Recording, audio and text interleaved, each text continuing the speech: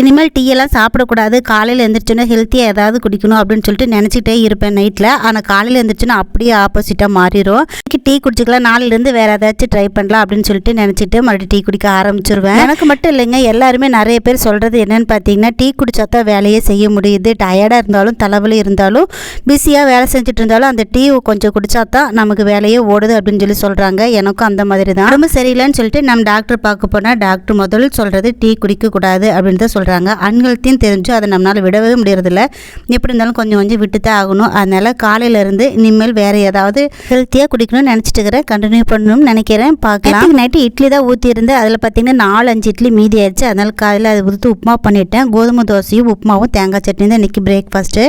எங்கள் ஊரில் ரோடு அகலப்படுத்துறேன்னு சொல்லி ரோடெல்லாம் பறித்து போட்டு வச்சுருக்குறாங்க. அதனால் அடிக்கடி கரண்ட்டு கட் ஆகிடுது. இன்றைக்கி மத்தியானம் போன கரண்ட்டு இன்னும் வரல. அதனால் சீமராவது உரிக்கலாம்னு சொல்லிட்டு உட்காந்து உரிக்க ஆரம்பிச்சிட்டேன். உரிச்சு எடுத்ததில் ஒரு சீமருக்கு வந்துருச்சு.